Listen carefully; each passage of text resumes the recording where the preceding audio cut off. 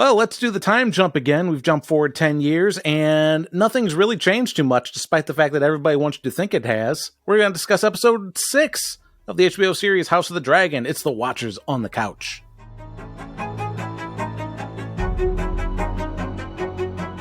Welcome back to Watchers on the Couch. Today we are breaking down episode 6 of the HBO hit series House of the Dragon, The Princess and the Queen. If you were wondering if there's any special meaning behind the title of this week's episode, there is. There is a princess and a queen in this episode. Mm-hmm. I'm Tim. And I'm Mike.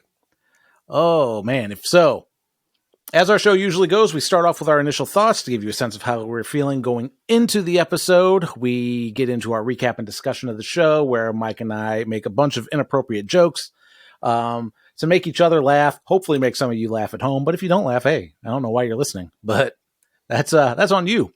And then as we wind down the show, we will list our personal favorite and least favorite moments from the episode. We open the mailbag. If there is any mail, there is no mail, I don't think.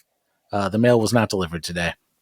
And then we've been doing an analysis of the preview for next week's episode, which will be in its own separate upload later.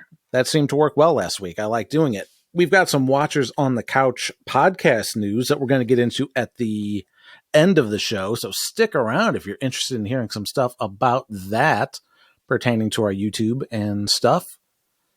But yeah, getting into The Princess and the Queen. Initial thoughts, Mike. What did you think of this week's episode? Thought it was a pretty good episode.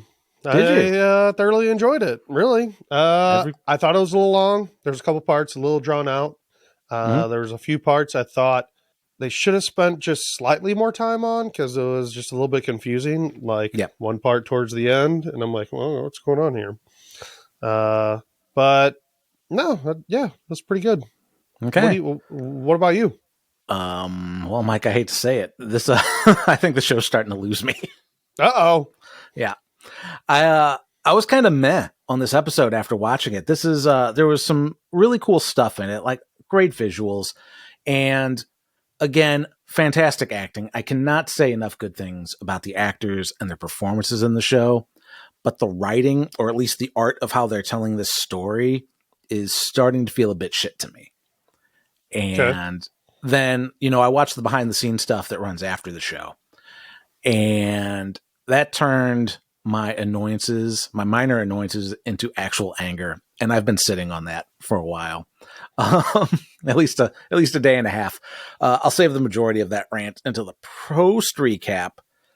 But so I only watched the short behind the scenes one, because there's like a episode kind of recap, and then there's like a one that is all about the production of the show. Okay, yeah, this I don't know if they're the same length, the separate ones. I watched just whatever they show at the end of this episode, and it pissed me off. It was, I think we're getting into some of the same issues I had with the past season of Westworld. And I don't know if where are you talking about how they explain things? Yes. Yes. Yes. I noticed that too. I think I just kind of let some of it go more than Westworld, because Westworld, the show itself, was so much worse. There's so much less entertainment to me. And it's supposed to probably be. I was kind of like, okay. But I did notice that. I did kind of feel that way when I watched that. And it's another one of those things where with Westworld, it's a show that wants you to look closely at stuff, to pick up on things. And then you're like, wait a minute, what the fuck? And I was like, oh, don't worry about that. But this, it's just, I don't know. It's like I think there's more of a lot of lazy writing in exchange for, did you notice this Easter egg shit in it? And it's like, no, I didn't. I'm trying to engage with the story. Can you do that, please? I don't know.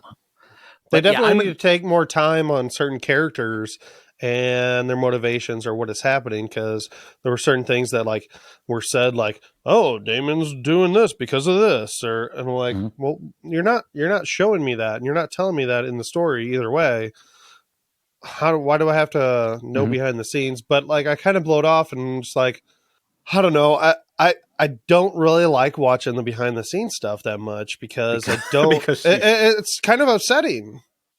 You know, Yeah, you're definitely right, and you're being upset about the behind the scenes stuff because it's annoying. I mean, sometimes like it hasn't really bothered me too much until this episode. Is there's like so much left unsaid, and they cut stuff out of this episode that was important. I saw that on Twitter, and yeah, I did see like a hugging scene. Yeah, they like majorly cut, and they said they cut it for time. It's like, this was fuck you, no dude. It's an hour and 5 minutes. You can't make it an hour. And it's HBO. It doesn't fucking matter how long it is. Yeah. Like everybody pretty much streams it, and even if they don't, like, but you have to cut out fucking a couple of these parts. I'm like, you could have cut that out and made that right. Like when the kid's going down to the dragon pit. That could have been shorter. The Aegon scene could have been 4 strokes and done. And oh my God. Best part of the episode. Right where fucking Tommen jumped out the fucking window. I remember watching that scene in Game of Thrones and yelling at my TV, going, fucking do it already. Oh, man. The seed is strong, Mike. Yep. It's yeah, before we get into it, though, there is something because I was still kind of initial thoughts, I guess, is that something I'm kind of missing is some of the humor. There's not as much humor in this. There's no humor. Game of Thrones had a ton of humor, but it did have some. Also, there's not anybody in this show that I kind of like or am rooting for. Yes. I kind of fucking hate all of them. Yes, that is a big issue. So, and the people that I kind of start to like, bye-bye. They don't hang around. Yeah, that's going to be that's going to be a big part of my rant at the end of this. Yeah, there's no, like the last bit of humor we had was tapestries. He's not interested in that. Yeah. That's the limit of. There's some that. Random farts. It's like, who wrote this? Who wrote this show? Us? What if he farts here?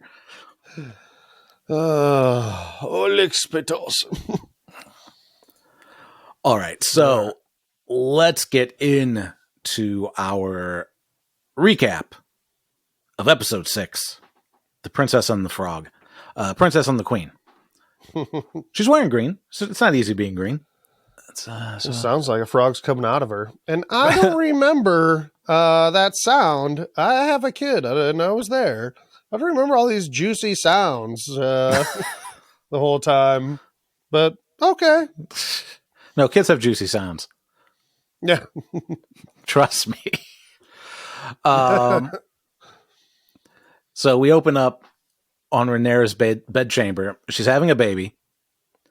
And no sooner is the baby out than some servant says the queen wants to see the baby right away. So right out of the gate, we know Alicent's done a full heel turn. They're not even trying to fucking hide it at this point. It's like, what a load of crap this is. Mm-hmm. So Rhaenyra gets dressed. They like clamp off the umbilical cord, and it's like off she goes. She's the afterbirth hits like on her way out, and it's like, this is fun. So the other thing that I realized with this, a lot of us, like, we knew the time jump was coming because we, like, even though we don't try to spoil this ourselves on the show ahead of time, we knew enough to know that the cast members change at some point. Some people might not know that. So all of a sudden, this sudden change has to be jarring for them. Like, how do they keep up? Because there's some people, they just watch the show when it's on. They don't know that there's going to be a 10-year time jump and we're going to swap out the actors. It's like, holy shit. Like, yeah, that didn't even cross my mind. I didn't even think about that. Dude, if somebody I would be like, what the fuck? What the fuck am I watching? Yeah, if you don't watch the what's coming up on the next episode, or you don't like check IMDb or like any Twitter or promo photos, then you have no idea the context behind this 10-year jump, and you're not going to figure it out like right away the way this is set up. because we're going to see Laenor in a little bit. So right now we've swapped out Rhaenyra and Laenor's actors for older versions. And it's like, holy shit. Mm-hmm. But anyway, Laenor meets her in the hallway to congratulate her. And he's like, hey, what's going on? And he finds out the queen wants to see the baby. He's like, what? Right now? That's absurd. And it's like, yeah, buddy, that's what's happening. So, hey, come on. So Ray and Laenor seem at least to be sort of buddy-buddy still in this marriage, because they're not like, oh, fuck you. So 10 years, that's a good run. And they get to Queen Alicent, and she's like, well, before that, this isn't in my notes, but they stop somebody like on the stairs. I don't know these characters' name, but somebody's like, let me be the first to congratulate you, or among the first to congratulate you. And he's with his wife, and his wife is just going like, what the fuck is that? Like she's got a look that says volumes. She's like looking up and down. It's like, this is fucking nuts. So I wrote that down. That's Lord Caswell.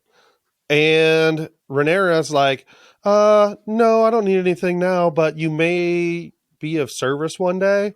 Mm-hmm. We're for sure going to see him like again. Like you don't just pass on, you don't just write a line like that without that, coming into play later in this game. So not in Game of Thrones.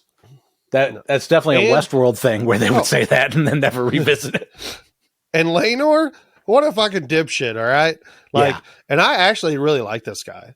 I really do. Like, he seems like such a nice guy, so super sweet and stuff, but he is a little bit of a dum-dum. At least what he says after, a woman has a baby, like, oh, was it painful? Or like, he's like, well, I got stabbed in the shoulder once. I mean...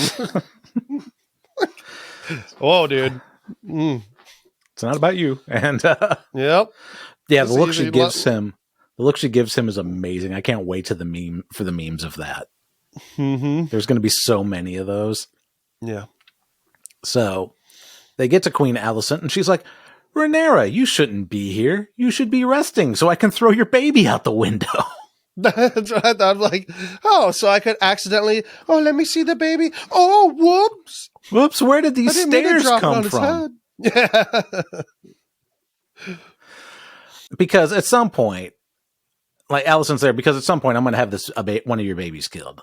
And that's not a spoiler. I haven't read the books. I literally have no idea what's going to happen. But I've been visiting Westeros. Oh, dude, it's going to be this one. They named it Joffrey. I mean, come on. Fucking... We know what happened to Joffrey in Game of Thrones. We know what had just happened to Joffrey, was it last episode? Yeah. Yeah. It's not going to end well. We've been visiting Westeros long enough to know that some of these kids are going to be killed awfully before they reach adulthood. Dude, Crispy is going to give that kid a fucking moon punch to the face. Yeah. All right? I hope all of Rhaenyra's kids fucking lure him down into the sewers and fucking stab him to death. He can't.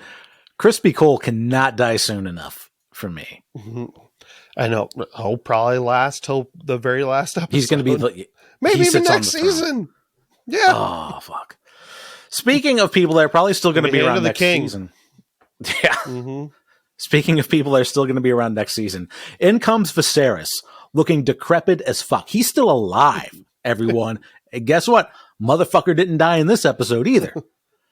He's been dying since the show started. 16 years. People died people with bad teeth died faster than that back then. Any fever could have been your last. If he makes it to the end of the season, Mike, I'm going to lose my goddamn mind. He lost an arm. He doesn't have his whole left arm. That's still doing pretty good considering it's been 10 years. Yeah. He's been rotting away for 16 years. Oh, man. But he's like... look at you. What a baby. Oh, yes, you poop your little pants just like your grandfather. I think my grandson has his father's nose. And everyone in that room who is not the king, even the rat on the mantelpiece, they all start looking at each other. It's like, fucking, yeah, his father's nose. And then Alicent is like, well, keep trying, Laenor. Eventually you'll get one that looks like you. I was like, what are you talking about? Well, this kid has dark hair and you have white hair. She has white hair. These kids aren't all white. This whole fucking thing about black hair and white hair, it's like, I find it very silly, especially when like Daemon's kids, they don't look anything like him, at least skin color wise. So like, Yep. And Alicent's fucking kids, they don't look like her. You know what I mean? Mm-hmm. So they're all fucking blonde head, pale people. They don't have, none of them have dark hair. I don't know. It's silly. Well, and like, what I guess just, so I would say, it's only the males, you know, that in Game of Thrones, like the males, you know, that has the strong genes. The male seed is strong. It's not with Daemon apparently, unless that's not actually Daemon's kids. Unless it only applies to hair color. Oh fuck yeah! Which is still kind of stupid. Yeah. Like that's not really how genes work. No, but that's fine if it's in this fantasy world and that's the way it is. So yeah, I guess that. All right, you know what? I'm going with that. It's hair color only. Mm-hmm. Okay, because they did emphasize that, you know, in Game of Thrones. Oh, it's a black of hair. Yeah, nobody. Yeah, let's clarify for the listeners. Nobody at any point said, "These kids are pretty honky, aren't they, Laenor? What's up with that?" Well, you got some cracker ass kids. Yeah. I'm gonna have to invent some sunblock for those kids. Everything about this is hair color, so. Everybody cool your jets. Also, the thing that's speaking, not necessarily related, but adjacent, because I haven't read the book, I was previously unaware of Team Green and Team Black when it comes to social media and stuff. So every time what is that about? Well, the Targaryens wear black and the Hightowers wear green. Okay, that's what I thought, but it just sounds fucking stupid. It sounds fucking stupid when somebody tweets about the blacks. Yeah. It's like, you cannot say that. Don't say that. That didn't cross my mind. What are you doing? Please phrase it differently. Because on Reddit a couple times I saw it like, oh, the Greens always say that. And I'm like, okay, I guess they're talking about... Somebody on Reddit, here's my problem with the blacks. It's like, oh, fuck. The blacks keep saying that. Oh, man. Wow. But, yeah. Listen, fandom. Gotta get your shit together. So Rhaenyra confesses to Viserys, who tells her, good job having a baby. Thank you for not dying. She tells Viserys that during labor, she may have called the midwife a cunt, which gives us another ding on the Westeros seasonal cunt count, sponsored by Carl's Jr. But that's not the last, Mike. This is a very cunty episode. Mm-hmm. So they inquire about the boy's name, and Laenor is quick to chime in with Joffrey. His name's Joffrey. You remember that's my boyfriend's name before his face was smashed in by the guy that not only had no repercussions, but also got fucking promoted and is right outside this door. Yeah. What the fuck? Okay. Yeah, that's not obvious. Yeah. You guys are keeping a real good secret here. So Rhaenyra is quite pissed that Laenor names the baby without talking to her, and he's like, "Hey, man, you got to name two of them, Jacaerys and the other one." Like, whatever, I can't pronounce these names either. But they visit the other two sons, who are hanging out with Harwin Strong, old Breakbones, who is now the commander of the city's watch, and he's like, "Can I hold your baby?" Yeah. Lander's real nice about it. He's like, yeah, of course, man. Oh, yeah. Why wouldn't I? Hey, so before this episode, I thought maybe fucking Crispy and Rhaenyra were having kids. But I guess Rhaenyra got a big wetty after, Harwin threw her over his shoulder. That's like, oh, wow, you're much stronger than Crispy. I hope I see you punch this guy in the face sometime. Yeah, so why don't you punch me in my cunt? That's the other problem. Babies. That's the other problem with this time jump is like, okay, so suddenly they're hooked up. That's fine, I guess. But like, there's nothing to hint at that other than the fact that, he picked her up out of the wedding last episode. Right. Same with maybe Rhaenyra's a whore and maybe they aren't even fucking Harwin's kids. We'll find out later. Like, Crispy is just playing a game. Love games, and they're actually still together. Do you love me? Are you playing your love games with me? You ever drink Baileys? You ever drink Baileys from a gauntlet? You ever drink Baileys from my milky tits? So we cut to the next scene. I think it's the next scene. I don't remember what order all the scenes go in, and I've shifted some things around for narrative purposes. But the kids are in the dragon pit, and this is where we get to see Aegon and Aemond. Aegon the Second. I should probably preface that, but we're assuming it's the only living Aegon at the moment. Mm-hmm. There's Aegon, Aemon, and Jace and Luke are in there. And this scene, Jace is this is How You Train Your Dragon, Jace edition. So I forgot the name. I didn't write the name of the dragon down. And honestly, it's Vermax. Vermax, that's right. And he gets it to roast a goat, and that's pretty cool. So we were wondering, like, is that another dragon? Is that a person? Nope, it's just a goat. Mm-hmm. Yep. Hey, why don't those kids know how to speak High Valyrian? I guess nobody's teaching them. Not talking to them and teaching them this. What a fucking bad mother. Yeah. I mean, you would think that, or can only real Targaryens learn the High Valyrian? I'm curious whether or not Strongs, they can't. I'm wondering if the Valyrians speak High Valyrian. Yeah.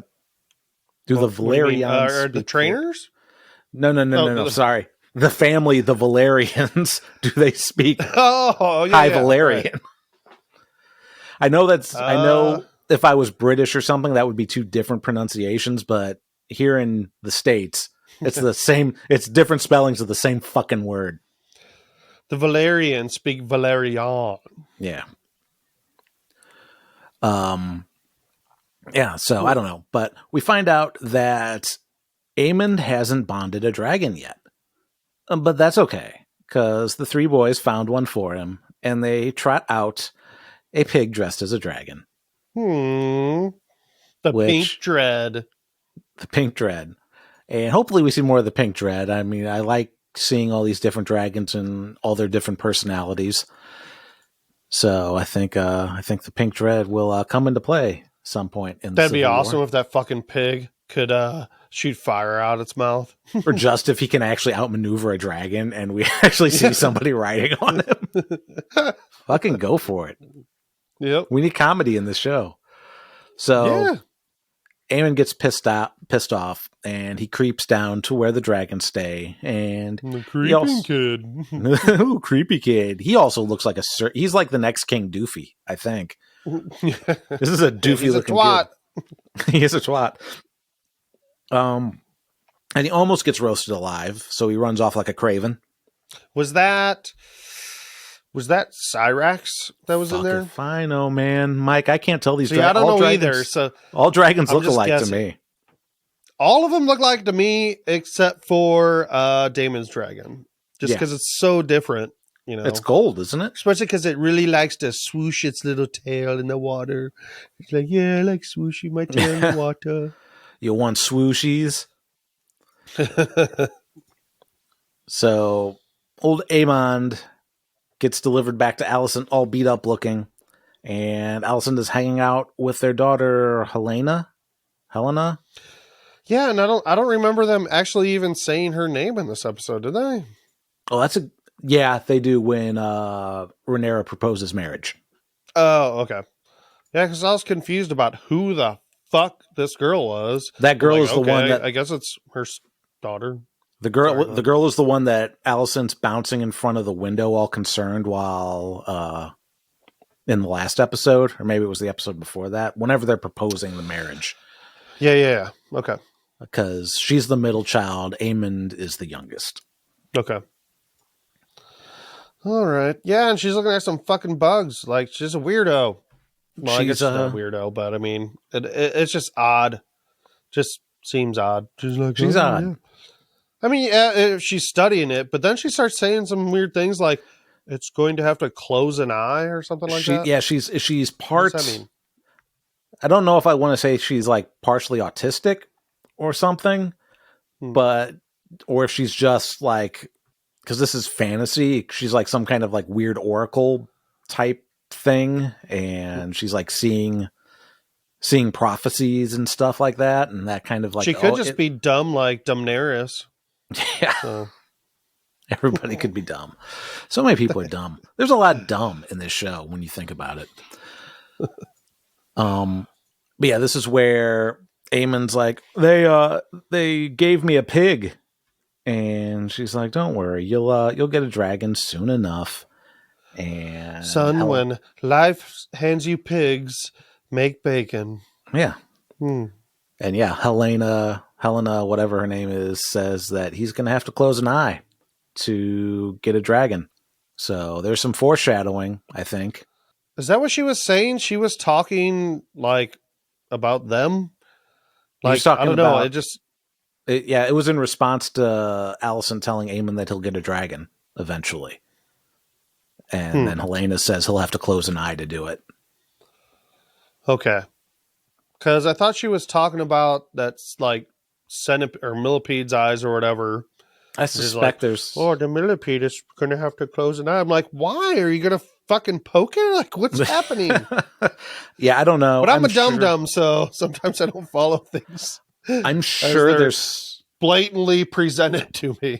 I'm sure there's something with the millipede or serpent or whatever that thing was that she was analyzing. Sure. That's probably another Easter egg, but the Aemon closing an eye thing is pretty fucking blatant that this kid's going to lose an eye. Aemon is going to get a dragon with like 200 fucking legs. Except no back legs. Yeah.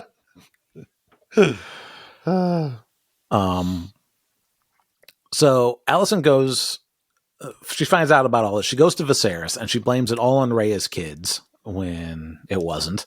And Viserys is like... savages. Yeah. Viserys is like, well, it kind of sounds like Aemon's an idiot for not realizing it was a joke sooner. What a dumb kid. He looks doofier than me. Yeah. So then Allison starts implying the parentage of Rhaenyra's children, and Viserys is like, I had a horse once, and it was a black horse, and it fucked a white horse. They were two beautiful horses, and it made a brown horse. It made a real plain-ass brown horse. And then I gave that brown horse to Rhea Royce. And the moral of this story is don't bring this shit up again or somebody's going to hit you with a rock. Or at least that's what he should have said. But apparently he likes Allison too much, which he shouldn't. She sucks. Mm-hmm. So she's like, meanwhile, it's any wonder Ray's kids can tame a dragon given their lineage. It's like, you're a fucking brown-haired woman from Hightown. Your kids aren't getting their dragon taming from you, you fucking dope. It's like, you're taking this awfully personally. So, I don't remember. Is the next scene? I think the next scene is when she's leaving. She's like venting. She's venting to Crispy Coleslaw. Yeah, I believe so. About this whole thing. And Cole says, yeah, the king totally knows. He's just willingly blind to it. And then they start talking shit about Rhaenyra. And Cole goes, Rhaenyra's relentless, and she's a spider who stings and sucks dry her prey before calling her a spoiled cunt. And I was like, no, you did not just say that. For the first time, I was offended by the C word being dropped in Game of Thrones. This is a sad day for the cunt count, Mike. This isn't a feels-good addition to the cunt count. Usually, when the cunt count is invoked on Game of Thrones, it's either humorous or well-deserved. The Hound never called somebody a cunt who didn't deserve it. And this is just because this guy is pissed off that he was rejected by a 17-year-old girl 10 years ago and is calling her a cunt. Like, we get that she kind of coerced him, given the power dynamic. She got Matt Lauered into the room, but dude, get the fuck over it. What a long time to hold a grudge about this. About what a teenager did. Right. Well, then again, in this show, teenagers are basically like men adults. And women. Yeah, once you're 14, you're an adult. You can fuck the king at 14.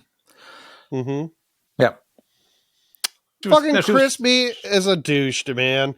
He's like, "Wow, oh, sorry, that was beneath me." Oh.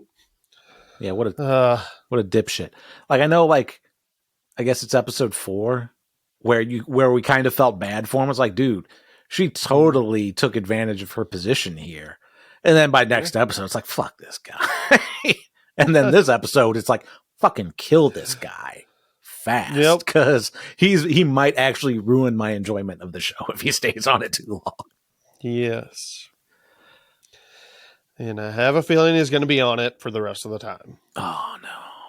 Maybe they'll age him up and I won't have to see his smug face anymore. Oh, man. Maybe they get a more smug face, a smugger face. Oh, no. Smugger a word? I don't know. I don't think so. But with a name like Smuggers, he has to get punched. So we see Aegon. We talked about this a little earlier. We see Aegon standing in the window Tommen will be standing on in 200 years. And he's like, okay, if you can drop a penny from the top of the Empire State Building and kill a person, let's see how strong this seed is. He'll get himself the old hand of the king. Yep. So. Oh, no, mommy. Yeah. In walks Allison, which is totally rude. God damn it. Every time I come in here, you're fucking jerking your dick in the window. What the fuck is wrong with you? Why can't you just do it normally in your fucking bed? Shit, you're almost a man. You can fuck people. Why are you jerking it? Every time. You know how many times I got to get people to clean that stuff up down there?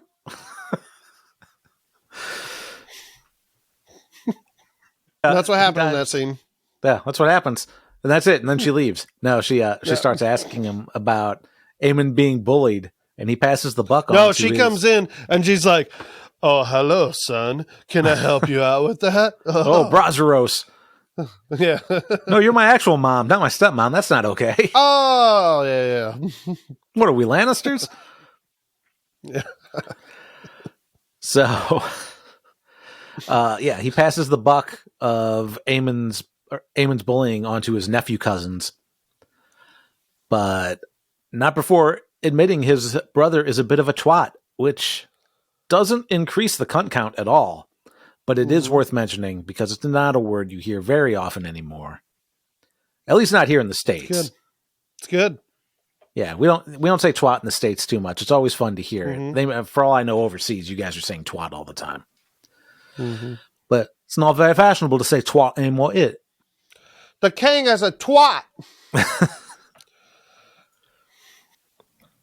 Fucking. But Alicent's is all, in the eyes of everyone but Rhaenyra, you're going to be king, and you're a threat to her succession. And he's like, well, she can fucking have it. All I want to do is jerk off. I don't give a shit. And Alicent's like, you must become king, or maybe his life or all their lives will be forfeit. Mm-hmm. It's more of this self-fulfilling prophecy I feel that they're like bringing on themselves that probably would have been just fine had you not been fucking around being pissed. Hey, it's a good wake up call for Aegon, though. Yeah. How do you not realize at this point in his age that, hey, man, you could easily just by, like she says, just by being alive, you're a fucking threat. So you might fucking die when she becomes queen. Maybe. Because there's going to be people like she says that like, oh no, I don't like the queen. Women in power. Ha! No. Mm-mm. I'm like, yes, Aegon only. Only Aegon. Eggs with Sir Bacon. Yes, I'm only eggs and bacon.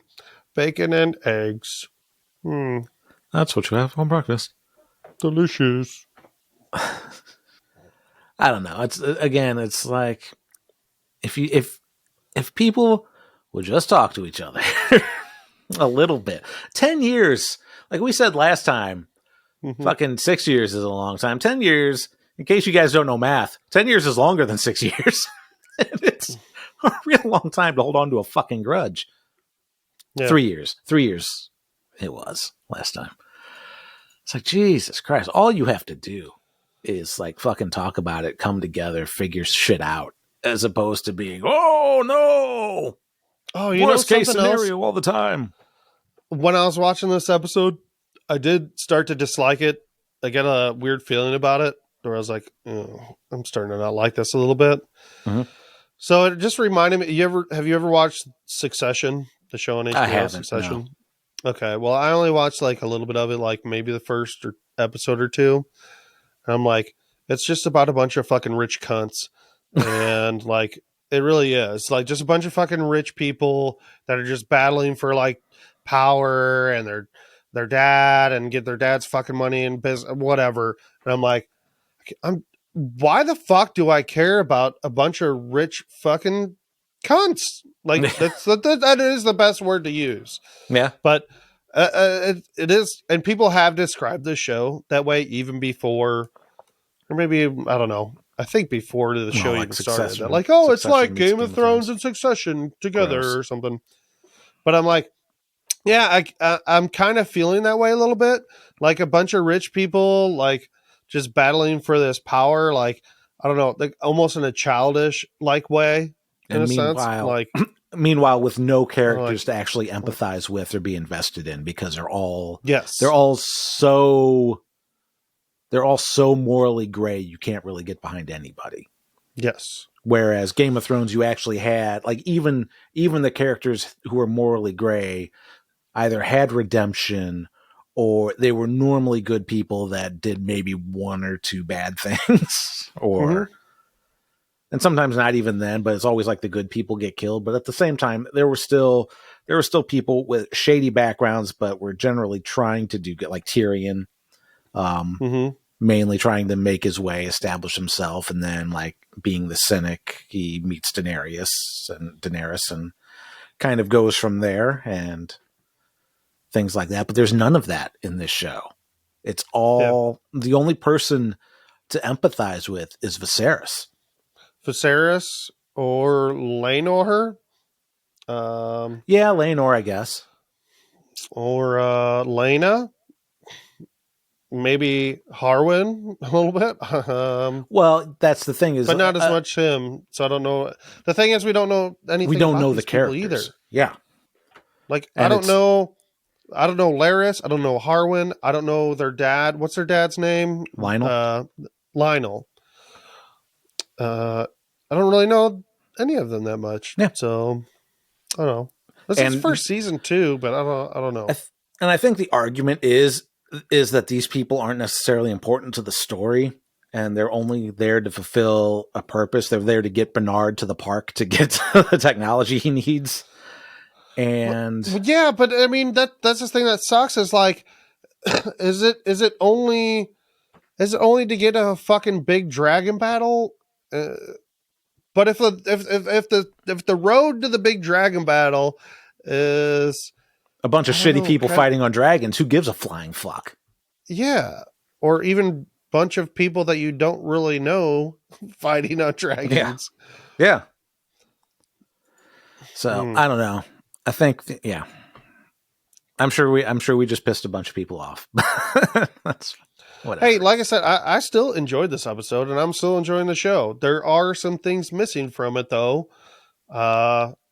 We'll see how I feel at the end of the season. Like, I need to give it the whole run before I can really be like, yeah, this show's really starting to suck. But I don't feel that way. I still enjoy. I enjoyed watching this episode. I would say I'm not more as long, but I enjoyed it. I would say I'm more annoyed than anything at how the show's been handled. But like overall, episodes are great, acting phenomenal. Yeah, really good. But it's like there's no, I have no emotional investment in this show. Like if I stopped watching it, I would be fine. I wouldn't miss it because there's nothing to attach me to any of these characters. Ooh, I wish you didn't say that. Now thinking about that, I'm like, yeah, I guess if there wasn't a next episode, I'd kind of just be like, huh. That's kind of how. That's what happened with Walking Dead. I just stopped watching it, and I was like, I don't need to watch this anymore. No, I don't really fully feel that way. No, I would be bummed out. I really would. Yeah, but not like crazy bummed out. But yeah, I would be pretty disappointed if there wasn't a next episode. So now we're out in the sparring yard where Kristen Cole is training the Targaryen and Valyrian kids, but he's focusing more on Aegon and Aemond, and Harwin Strong calls him out on it. So Cole's like, fine. And he has Aegon and Aemond face off against Jace and Luke. And Harwin's like, by the way, Luke, I am your father. Doesn't say that. But I'm surprised we haven't seen more memes of that. You guys need to get on the meme game, because that's a good meme. You can have that one for free. So, yeah, Aegon's kind of beating the shit out of Jace because he's way bigger. And Crispy's like, punch him in the dick. Yeah. Use your feet. Hit him. Make Don't him let smell him. Don't let him get back up. So Harwin's like, what the fuck, dude? Like teaching him to fight dishonorably? Well, there's no honor in fighting. It's like, dude, you're all about honor. Like the reason you're fucking pissed off is because of your fucking honor, you dumb cunt. But whatever. So yeah, yeah. So, these kids should have been mine. Yeah. Princess Milky Tits, she fucking rejected me. All I wanted to do was give her oranges. So, man, I really wish I could have some more milk of her poppies. And now I refer to them as the blacks, and that's really problematic. So, yeah, Harwin's like, dude, you're being a real piece of shit. And Cole's like, what are you, their dad or something? And Harwin fucking clobbers Cole a bit.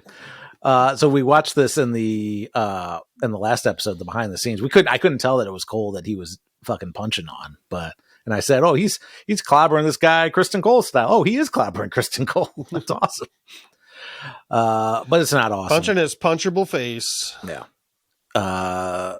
Yeah, Harwin gets pulled off of him by the White Cloaks, but anyway, the damage is done, but it's not to Cole, unfortunately. Everyone's going to be talking about this now, because he all but guaranteed that he's actually the father of these kids. This show, like I said, I haven't read the books, but I'm led to believe that through this entire story, the parentage of these children is still in question. That it's never really established whether or not Strong is in fact the father. Like they kind of leave that vague is what I'm led to believe. But this show is definitely okay. Yeah. So they just found out it was him right then. Yeah, basically. Is that what you're saying? Right? Yeah. Well, people, I mean, that's the confirmation of They're Kristen like, Cole. Because everybody was like, fucking Rhaenyra's fucking somebody. We're going to figure this shit out. Then it didn't figure it out in 10 fucking years. And this was like the guarantee. Well, no, some people knew or suspected, but like this is going to be an event that's talked about by everybody. Like that's going to be word that gets around. And that's like, they've solidified that rumor for people who have suspected it. Okay. And now more people are going to be aware of this. Okay. So Rhaenyra's told that there's been an incident in the yard. So she's like, "Oh, princess, there's been an incident in the yard. Ah, crap! Did Dad poop his pants again? Oh no! I've soiled my trousers again. Alicent, come here, wife. Wipe me with my one arm. Could you help me wipe my tushy? I lost my wiping arm. Please help. Lick spittles. Oh, it's everywhere." Hello, Green. Let me introduce you to Brown. So Rhaenyra goes, "Oh, wait, it's actually green. Something must be wrong with my insides. I am calling your banners to war."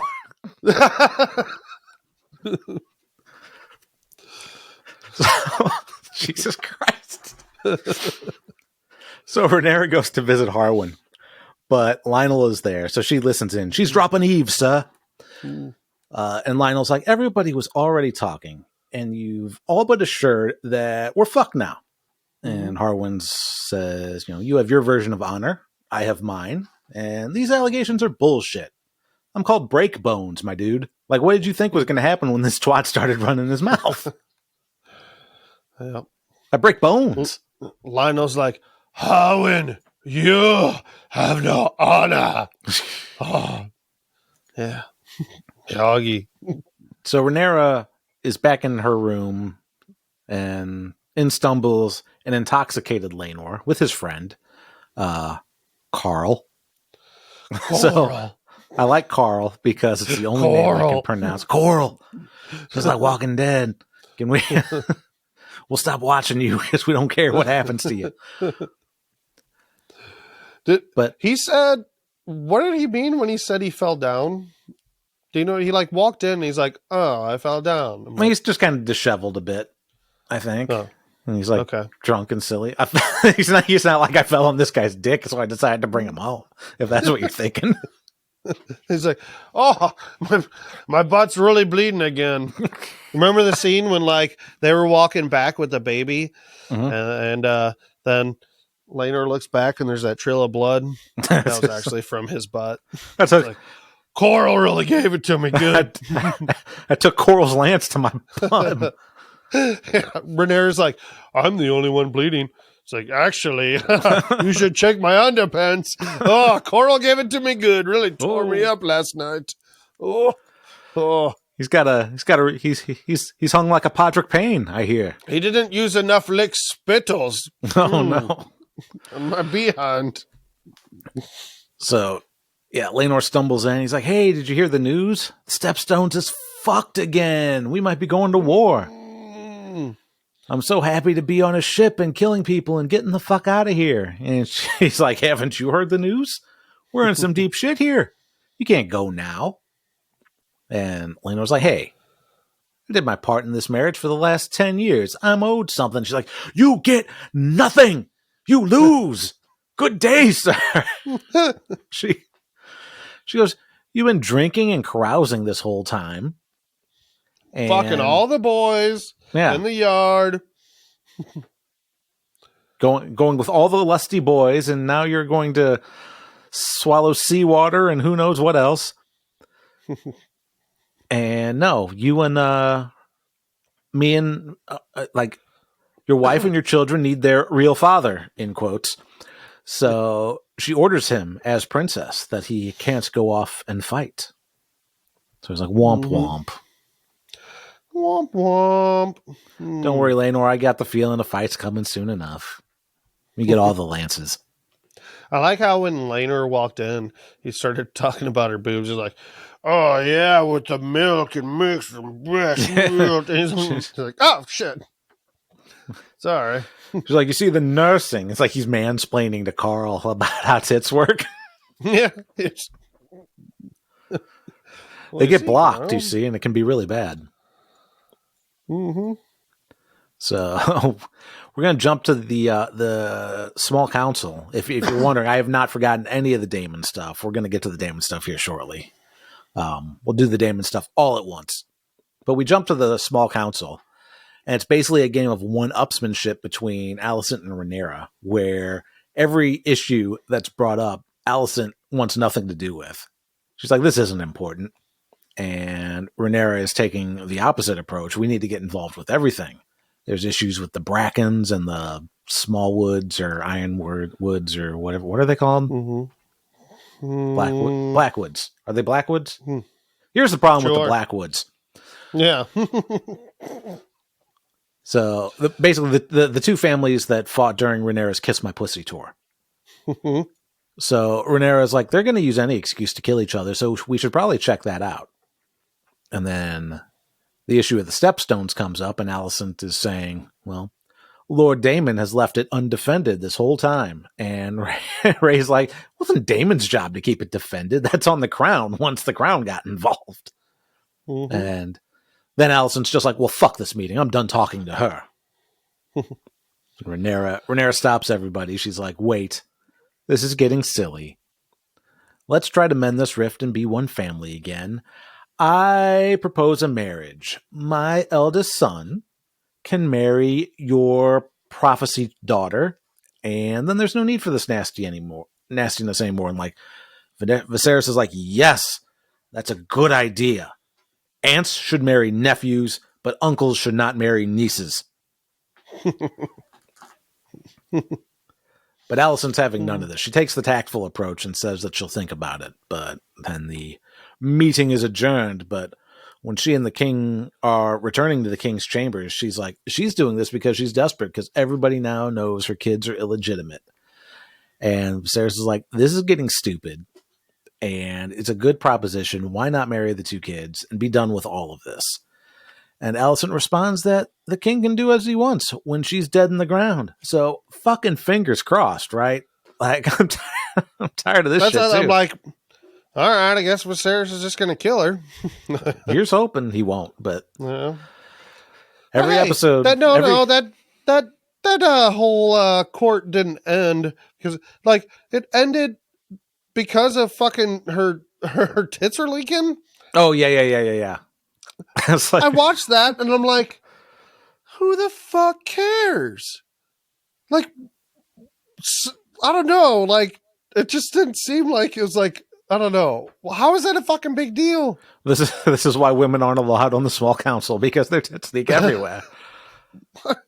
What? Jason Lannister, what are you doing here? Whatever. I don't know. I just like, there's some dumb shit in the show. Oh, you should be ashamed of yourself. Oh, you and your bodily functions. At least my son has the decency to masturbate in a window alone. You should have milked those tits out the window. Next episode, hopefully. Yeah. But yeah. So do you want some milk for your moon tea? Give you some milk for your moon tea. We still don't know if she ever drank that. I know. I think it'd be hilarious if Jace ended up being fucking what's his face's Kristen Cole's. Yeah. I was like, that would fuck a lot of shit up. Yeah, it would. So Lionel visits the king. Yeah. Oh, hey, hold on. But like, to be honest, like I somewhat understand Alicent not wanting them to marry, because in this time, like, of course I don't want my daughter to marry a bastard. You know, like, that's a really big deal. Like, bastards are cast out, and you know, but so it's understandable. But fuck her anyway. I don't know. But yeah, at the same time, it's like, you got to be able to fucking prove it, man. Well, you don't. I guess that's the other thing that we have to consider about this fucking show. Nobody needs proof of everything. It's mob rule. But I also don't understand what does she want in the end? You know what I mean? Like, I don't know. I guess she wants her sons to be king. I don't know. This is the only thing that I can gather from this is everything that's in her head is because Otto put it there. Like, Otto's the one that told her that Rhaenyra is going to be a disaster. There's going to be war. And in order to secure her claim, she's going to have to kill her kids. She's going to have to kill Alicent's kid. Daddy says it was so. Yeah. Daddy told me. I listened to Daddy. Daddy told me to fuck the king. I fucked the king. Yeah. All right. Meanwhile, she should have been drinking moon tea if she didn't want to fucking have all those kids. Anyway. Let's see, where was I? Oh, Lionel visits the king and tells him he wants to resign. I'm going to resign my post. And the king's like, you've been the only dude, probably in the history of the Seven Kingdoms, that isn't a self-serving dick, and you want to leave. I want a raise. Give me more money. And I want paid vacation. It's something I just learned about. It's a great resignation, I hear. It's a new thing they're doing. Yeah. They're doing it over in Essos. Yeah, they also have what's called a weekend. Weekenderos. They've got something called a union. It's like a brotherhood, kinda. But with representation. And if I have to work at night, I want to get paid more. Yeah, Night's Watch. Night's Watch gets paid a lot of money. It's night all the time up there, it is. But and hazard pay too. Alicent is watching everything like a hawk, and she's like, "Oh, Sir Lionel, tell us plainly why you want to resign." I just told you. Money. But Strong's not going to get any details beyond what happened with Cole, especially not with her there. So Viserys says, then, well, no, then you can't resign. What happened in the courtyard was unfortunate, but Harwin's been removed from the City Watch. That's I think that's punishment enough for punching this guy in the face who murdered somebody a few years ago at my daughter's wedding. And is now promoted to the sworn protector of my wife for some fucking reason. Don't get any of that, but whatever. So instead, Lionel asks for leave to take Harwin back to Harrenhal and get situated as the Lord of the House. So, but that's not the end of the Strongs in this episode. We find out that Alicent is having secret dinners with Larys Strong, who's a real fucking creep. Hello, Alicent. Yeah. Oh, I'm Larry, Lord Larry. Lord Larry. So he's like, oh, normally I know the gossip, but I think this time you're the one to spill the tea. Or however they say. I don't know what the fucking lines were. I didn't write it down, but that's the gist. So she fills him in on the gossip about his family and how Lionel wanted to resign. And the king said no. He's like, oh, my father is a very honorable man. And, yeah, I can see why he would want to do that. So the motivation for this was definitely like beyond me watching this. And that did annoy me in watching the shit after the episode. And I was like, wait, that was it? That was it. Like, because she was like, I wish Daddy were here. Yeah. So she basically says that Strong needs to step down as hand of the king because he isn't impartial anymore, and she wishes her daddy was here. And Larys is like, well, we all know your father wasn't impartial either. And she goes, well, at least he'd be partial to me. Meh. Yeah, and he'd give me his partial. Yeah. So Larys goes down to the dungeons to talk to some people that are sentenced to die tomorrow. And he says that he can grant them some mercy in exchange for a little bit of sacrifice. And then we see one of them willingly get their tongue cut out. So that's fun. That's a good time. These fucking people can still write.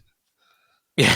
Couldn't they just write shit down like, yes, I think it's killed them. It's probably safe to assume, given this is modeled after medieval times, that most people can't read or write.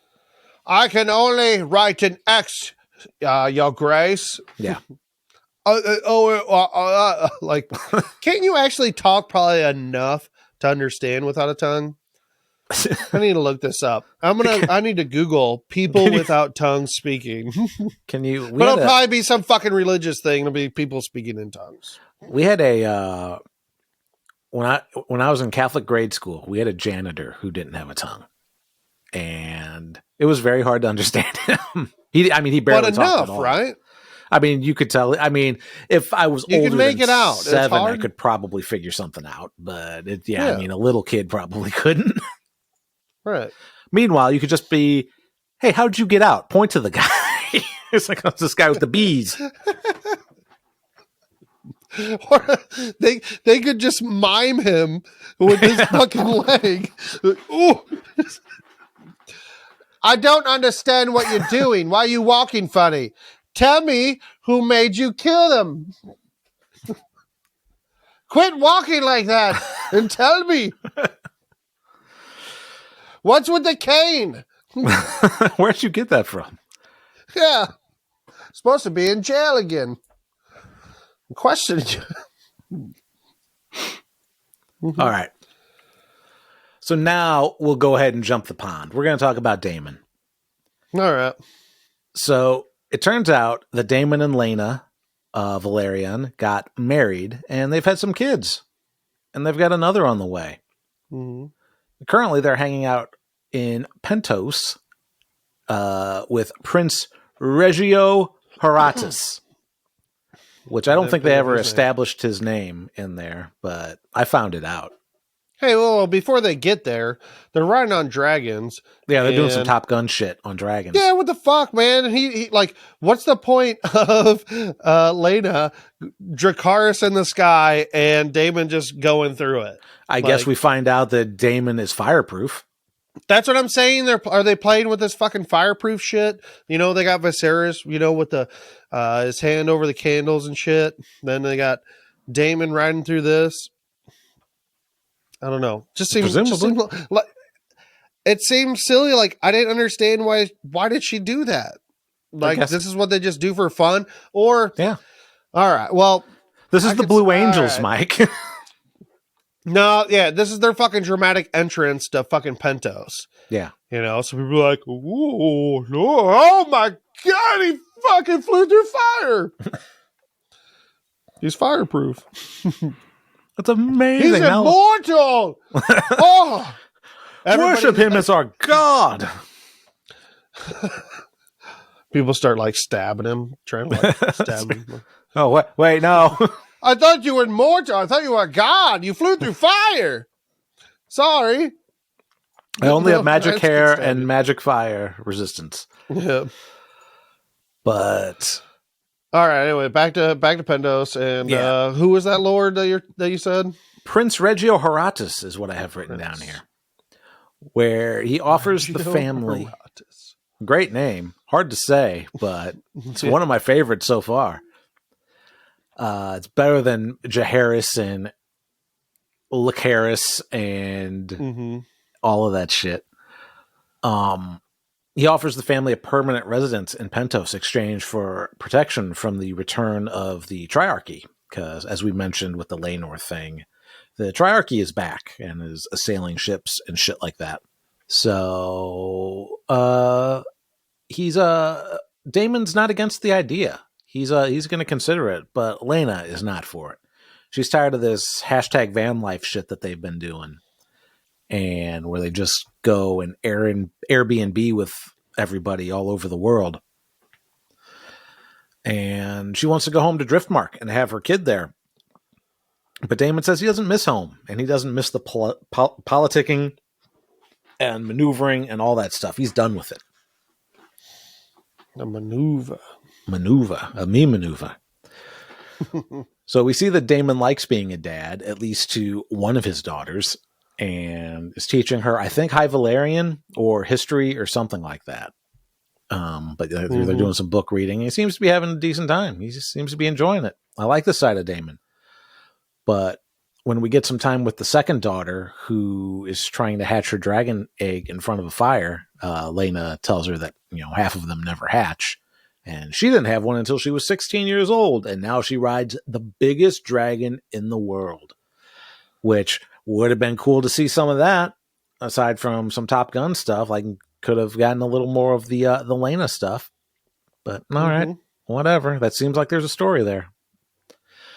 But okay. But the second daughter says that Daemon ignores her, which I guess is presumably because she's not bonded to dragon. Seems kind of weird that he's all about one kid and not the other. Yeah. I don't know. I don't even know Daemon at all. I don't understand him. I don't understand if he actually likes his kids or if he doesn't. I don't understand why he's just hanging out being a librarian. Like, is he a pussy? And he doesn't want to, I don't know. He just wants to ignore life. I don't know, reality's life, I guess. Or he's finally he was kicked out of, his brother sent him away one too many times. He's like, well, fuck it, I'm not going to go back. I'm just going to drink and eat good meals at everybody's house and be a permanent house guy. I'm going to be Cato Kalin of Westeros. Right. I guess I will go and fuck my wife finally. Yeah, so he's not impotent. He's not impotent with her. Yeah. And who would be? So. But later, Lena and Daemon are up on the roof. Up on the roof. Up on the roof. And Lena calls Daemon out a bit on his bullshit. She's like, you say you don't miss home, but meanwhile, all you do is stay at home and read books about the history of, your lineage and blah, blah, blah, blah, blah, blah, blah. Meanwhile, Daemon says some unkind things to her about how she's watching him and shit like that. And he's like, I didn't realize I was being observed so closely. And it's like, all right, calm down, dude. He's a bit of a twat as well. Mm-hmm. Sometimes this makes me like Lena even more. Like, she's like, hey man, maybe I'm not the one you dreamed of. But I've come to peace with it. And hey man, you're better than this. Like, she fucking knows all, like, super sweet. She seems like a great mom. Like, great. Sacrificing her own, self-interest and her happiness to fucking be with Daemon and make something happen with their him and the family. Like, make the best of it. There's Daemon's just a little fucking biatch. What a fuck boy. He grew his hair back, but he's still a fuck boy. Fuck Daemon. He's a bitch. Stupid bitch. Yeah. He's a twat. Yeah. Daemon's the twat of the family. He is fucking like Aemon. We're just rewatching it. The kids, are the same. It's just it's circle of life. And it rules us all. Oh, no. No. So, then...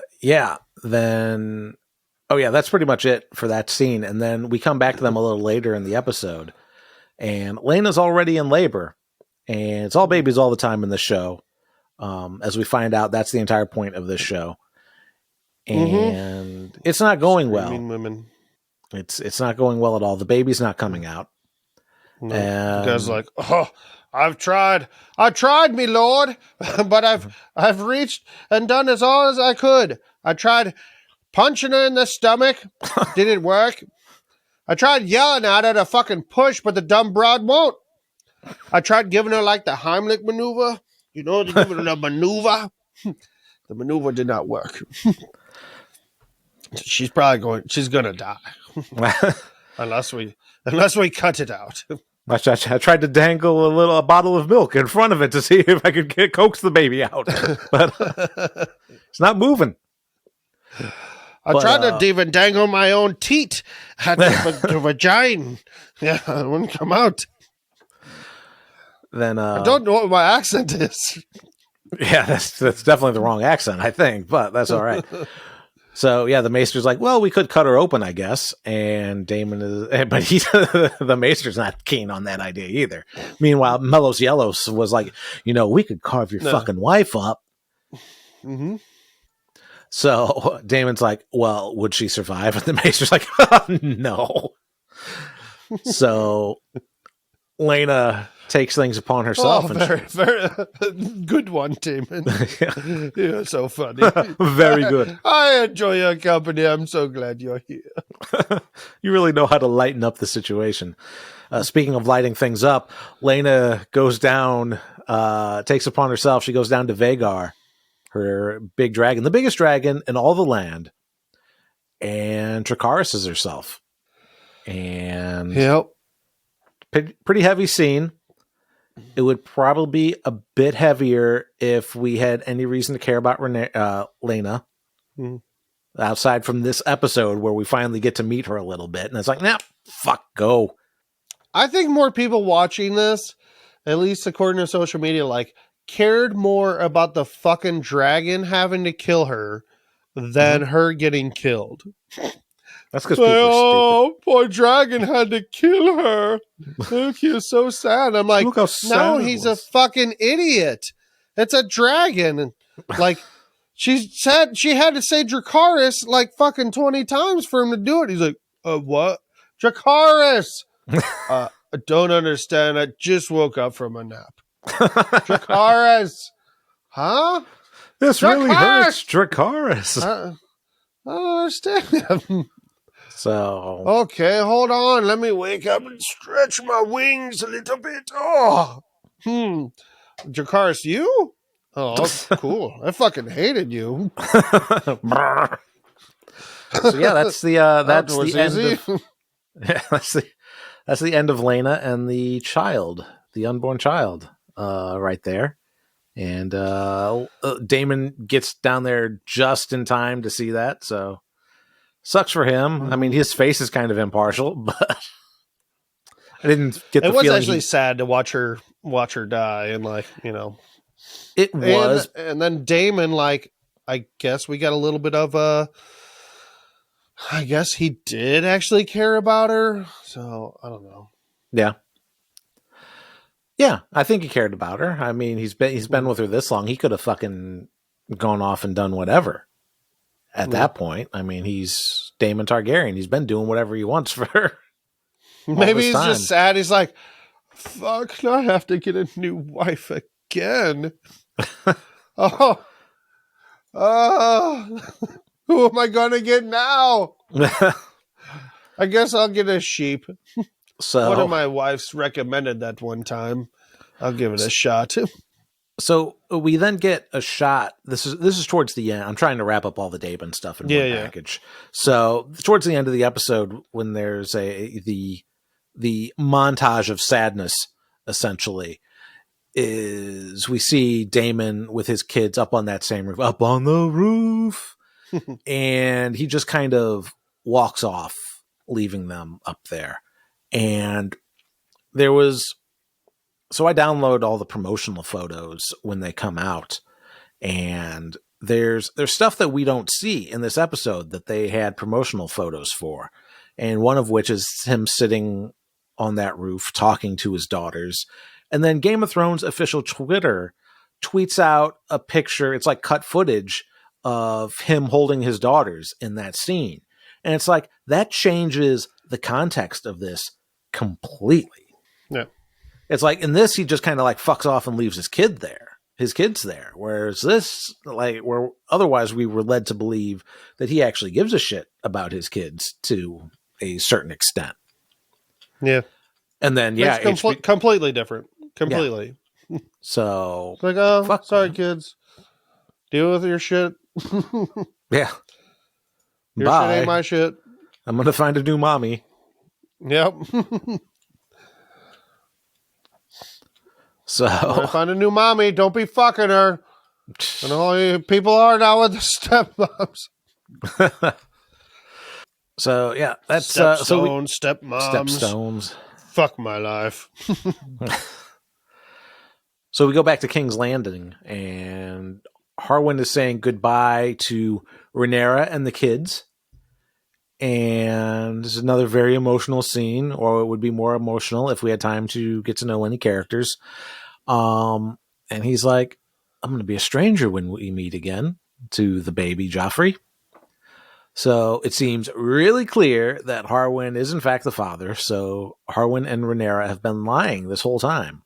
which makes sense because it's dangerous, but it also shows that Rhaenyra really hasn't developed that much, despite what the behind the scenes tell us. Like every fucking episode, it's like, well, this is a real pivotal moment for Rhaenyra and really changes her and shapes her and being the person. She's fucking off and like for years doing what she wants to do until she gets caught.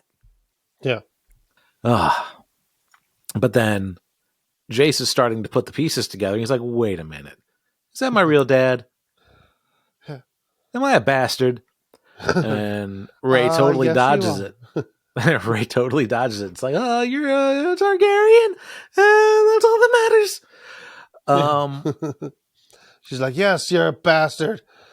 Now go to your room, you little bastard. Dad is not here anymore. Don't give me any trouble. So I want to learn Valerian from you, Mommy. No, you little bastard. So Ray comes to the conclusion that she's in a losing battle if she stays here at King's Landing. So she's decided she's going to peace out. She gathers her kids. She gathers Laenor. She tells Laenor that he can bring Carl because they're going to need all the sword arms they can get because she sees the writing on the wall. So they're headed off to Dragonstone. Mm-hmm. He's like, you can bring Cole. You can bring Carl. Carl Cole. We need as many sword swallowers as we can get. I mean, swords. S words. Yeah. That is nice of Rhaenyra.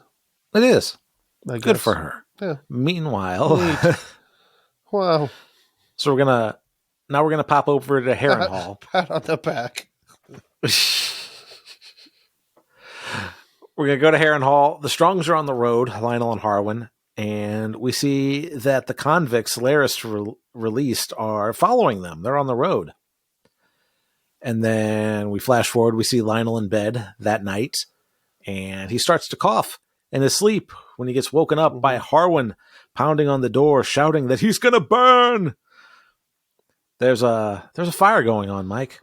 This is one of the things I talked about at the very beginning of this, is that I don't understand what the floor layout is. A little, yes.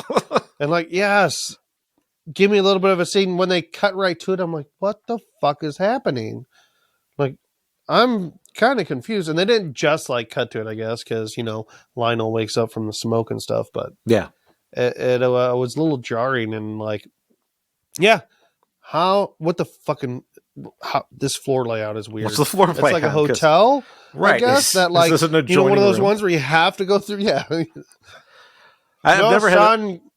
You have to come through my room if you want to go anywhere. I got to keep an eye on you. It's like that's not how. Don't want you punching anybody. So I don't know, or maybe he was just in the hallway and he got trapped by the fire. I don't know. So it was very confusing. But either way, Lionel can't get the door open. Lionel's strong, door stronger. And they both die in the fire. So fucking That's cool. A real strong door. Stronger than two strongs. Yeah. Well, first he burns his hand. It's like, oh, door hot. And it's like, well, fuck, dude. Get a fucking blanket or something. Grab something off the bed. Get yourself a fucking pot holder. The door would open if he just grabbed something and was able to turn the knob. The door's not locked. So she just couldn't turn the knob. So this is where we get Larry Strong's voiceover that we heard in the preview for the episode about, children are a burden and blah, blah, blah, blah, blah. And I've decided to do without no attachments, which it basically ends up him admitting that he ordered the That's hit. not true. You got an attachment on your leg. Ho, ho. Ba-dum-bum. So he's basically, he admits to Alicent that he ordered the hit. And he's like, so I assume you'll write to your daddy now and get him up here. She's like, what the fuck? She's like, I didn't want this. And Larys is like, I think you did. And I think you'll probably reward me for it when the time's right. I think you did. Oh, you sure did. Oh. And that's it. That's the end of the episode. So we do the post recap, best and worst moments. Mike, what's your best moments of this episode? Oh, it must be Aegon in the window. Aegon in the window. Giving himself the old hand of the king, Chris. It's a good one. It's a good one. Yeah. That's a good one. I don't have any best moments for this. I like the acting, soup to nuts. Everyone's great in it. I didn't miss a beat. I didn't miss a beat in terms of the time jump, in terms of missing the younger actors. But I did like realize that, boy, if you don't watch the next ons or in behind the scenes and stuff like that, and that you go into this time jump blind, you're going to be like, what the fuck is happening?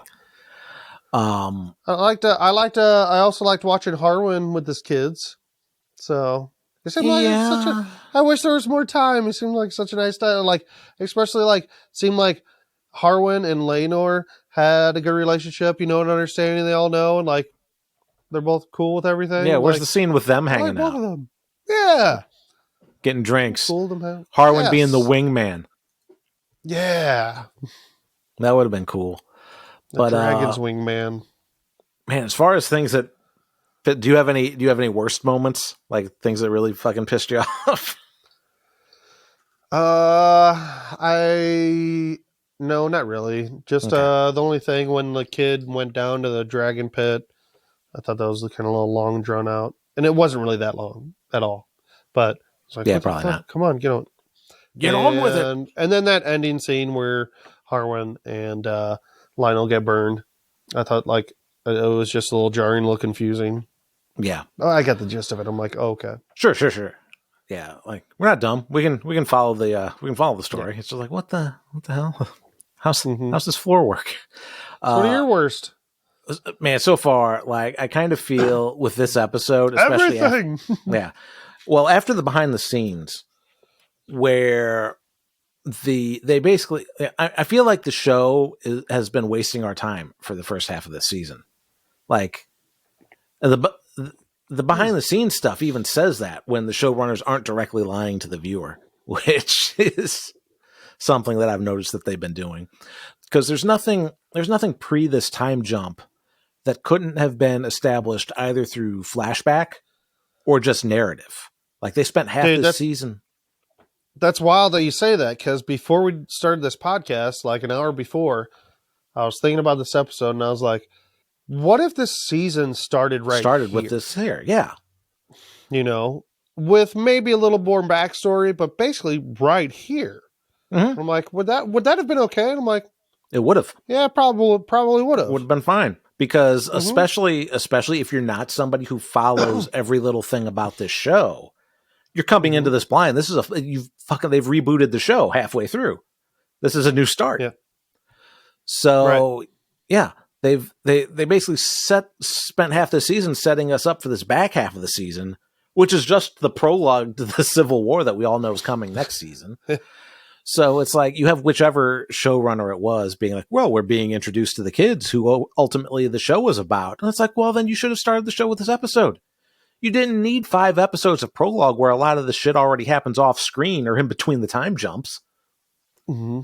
So, and you introduce an interesting character. And I say introduce because this episode is really our introduction to both Harwin and Laena. Because across the 6 hours of runtime that we've had in this season so far, each of these characters have had less than 15 minutes of screen time.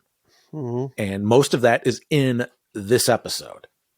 So, I don't know. I get that Harwin and Laena's deaths are important to the story, but if you're going to make the deaths dramatic, then they should have done a better job at making us care about it, because you have, like, take Game of Thrones. Ned Stark's beheading, things like the Red Wedding, these big dramatic deaths, they matter in Game of Thrones because you're invested in the character. But there's but we talked about this a little earlier. There's a complete lack of investment on the viewer's behalf for Harwin Strong and Laena Valerian. Yeah. Aside from, I mean, shit, like I said, people probably cared more about the dragon having to kill her. Well, there are people who are on social media. It's like, oh, they're gone too soon and blah, blah, blah. It's like, yeah, they were. I mean, it's like, oh, this was so sad. It's like, it wasn't that sad because there was no reason to care that much. Unless you were just super empathetic to fictional characters. But even then, like the rat drinking Joffrey's blood puddle got more attention last episode than either Harwin or Lena got leading up to this episode. The rat was back. It didn't die. Joffrey has it's up there on the shelf. You know, because Viserys is looking at it while he's kissing his ring. My older wife. So, yeah, I mean, we don't know anything about Harwin or Lena until this episode, just in time to have them killed off. So it's like, fuck. It's like, okay. Like, I like, because Lena's death happens first, and it's like, she's like Dracarys, and then they breathe fire on her. And I'm like, okay. And then they fucking set the Strongs on fire. I'm just like, okay. Everyone is going to die of fire. So I don't know. Mm-hmm. I feel like if you're going to pad some time, because they're padding time leading up to this jump anyway. Like a lot of episodes 1 through 5, again, that probably could have been 2 episodes tops if you were going to do it that way, and still get the gist across. So, like, you could have had an episode on the war in the Stepstones. You could have given to give us time with more young Laenor as a soldier in that war. You could have padded the results of last episode and explained the absolute injustice of Cole still having a fucking head. And then, like, the whole Lena and Daemon romance thing. I mean, I guess it's not super important to see all that, but I think definitely her getting the biggest fucking dragon is kind of something that should be shown. Yeah. Also, by the end of this episode, when Rhaenyra's piecing out to Dragonstone because shit's getting bad, she should have just said, oh, by the way, Crispy Cole fucked me when I was 17 and he beat Joffrey to death because he was upset I was getting married. Because that would have just really fucked shit up. Yeah. I was like, yeah, try to explain that, Crispy and Allison. The lack of explanation for that for a non-book reader is fucking ludicrous. That Cole is still around. And yeah, I mean, well, we basically tried to explain it off last episode. Just that, like, oh well, he could have said that person was threatening the queen or, threatening the king. Sure. Could have made shit up. So could have. It would have been that easy. And if anybody still had a problem with it, well, Queen Alicent was like, no, you're going to be my personal guard. Yeah. And she's the queen. So she can make those decisions, I guess. And I don't think Viserys would really fucking give a shit. He's fairly passive at a lot of things. Yeah. I don't know. Not in such a bad way, because he really is trying to keep shit together, and everybody around him just is like, fuck, man. Like, it's like, can't we all just get along? So here's what's happened off screen in between that time. You've got Harwin and Rhae are fucking and had 3 kids.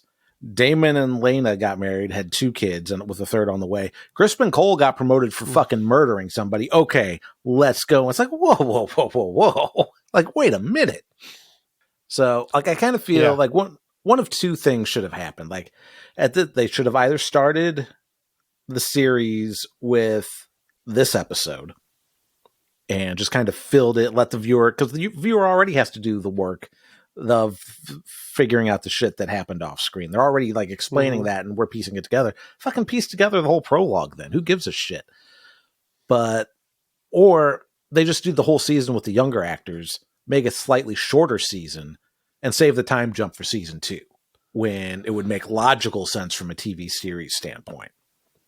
Instead, we're racing to episode 6, and it's like, well, if you have to race, then is it even necessary? Like, you could have found a way to impart that information to the viewer over the course of the show then.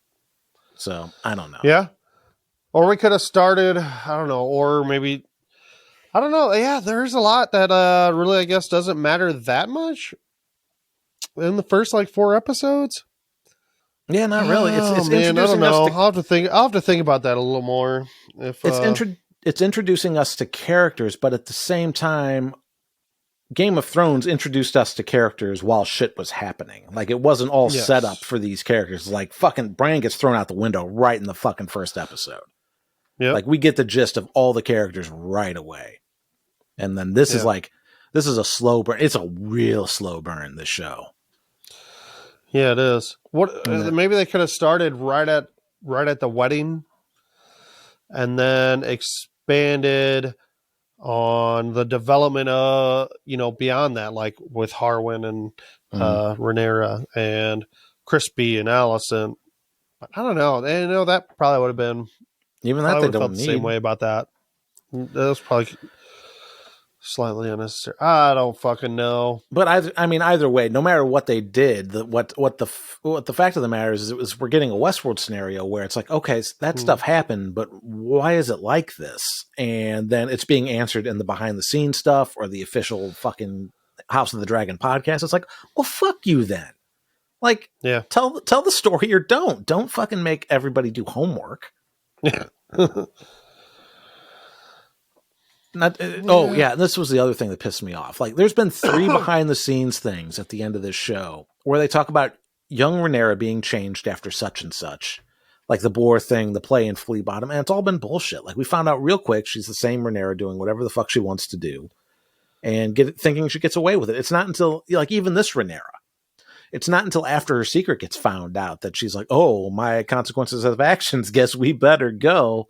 So it's like all these other takes, like on social media, it's like, these characters you really see how much these characters have grown in the past 10 years. It's like, no one's grown.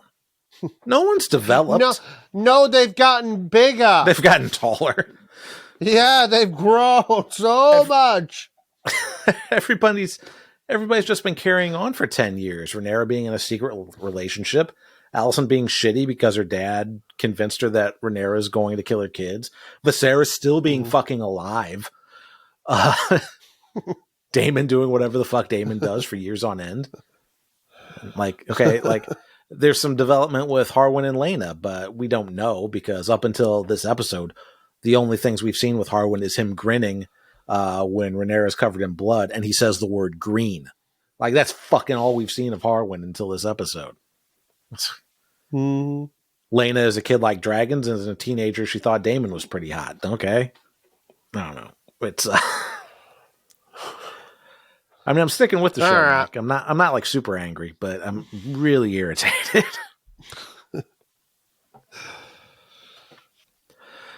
Mike, who's the Hall of Stupid Faces for this week?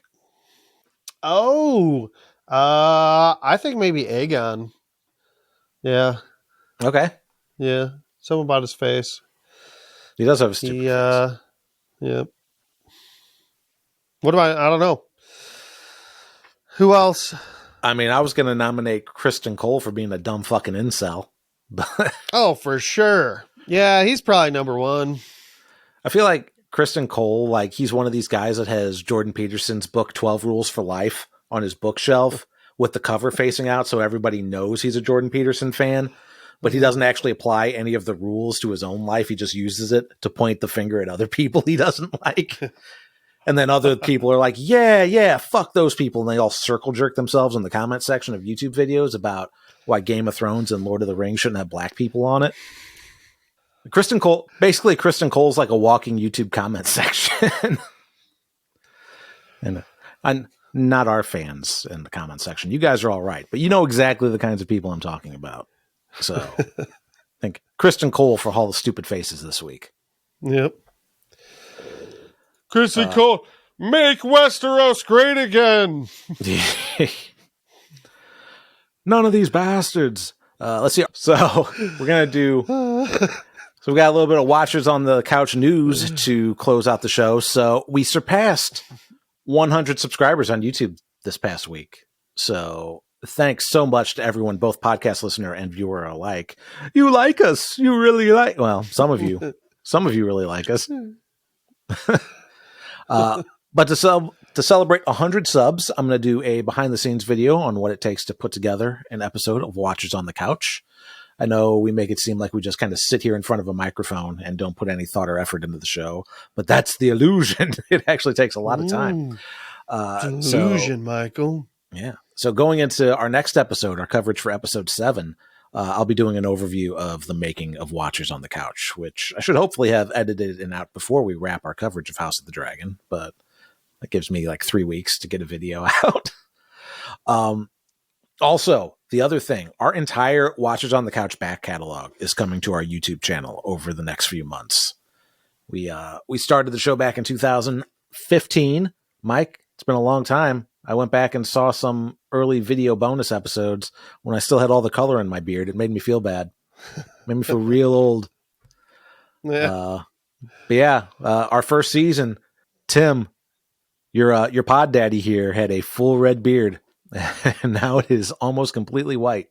It'll be white by the time season 2 of House of the Dragon starts. I will probably be completely gray by then. But yeah, I probably was like 50 pounds lighter too. Oh yeah, that's the thing I was thinking about. I was thinking about shaving my beard off so I could look younger, because I look closer to my the beard makes me look way older, and it's like, man, I just really don't like the way I look without facial hair. And also, I never lost my my pandemic weight, so I've got a little bit of an extra chin going here that the beard's hiding. So much. Oh, look at lick spittles. Oh, lick spittles. Tommy likey. Tommy my wingies. So yeah, we have a lot of episodes that were audio only, and we only kind of dabbled with video for a couple, like the last 2 seasons of Game of Thrones, 1 season of These American Gods. So I'm making all those audiograms and starting to push them out on the YouTube starting soon. So if you are a YouTube subscriber, strap in. Hopefully I don't blow up your notifications. I shouldn't. I think there's a button to click so you don't get your bell notified and your subscription feed blown up. But you're getting everything. You're getting Game of Thrones season 5 and 6, 7 and 8 are already up there as videos. Westworld season 2 and 3. Mike's coverage of Better Call Saul season. I don't know, Mike, what season was that? I didn't watch Better Call Saul. I think we did 4. Better Call Saul season 4, which was great. I listened to it. I don't watch Better Call Saul, but I still enjoyed the podcast that Mike and Jimmy did. Hey, I didn't watch Doctor Who, but I really enjoyed you and Sarah. Yeah. I listened when you guys covered Doctor Who. And then Chris and Debbie's Castle Rock seasons 1 and 2. And Chris, I know Chris keeps messaging me. He's desperately trying to get a new episode of his Stephen King stuff with Debbie. It's just a scheduling conflict because people have lives and kids. So yeah, that's it. I mean, all of Watchers on the Couch, along with any goofy bonus episodes, that's just us shooting the breeze. You can have it all, baby. But that's going to do it for this episode. Until next week, I'm Tim. And I'm Mike. And now our watch is ended. Don't get your dick chopped off. Yeah, and don't get your face smashed. And thanks. We're past 100. That's awesome. Past 100. Thanks for listening. Thanks for watching. Yeah, do a better job of hiding who you're having an affair with. Until next time.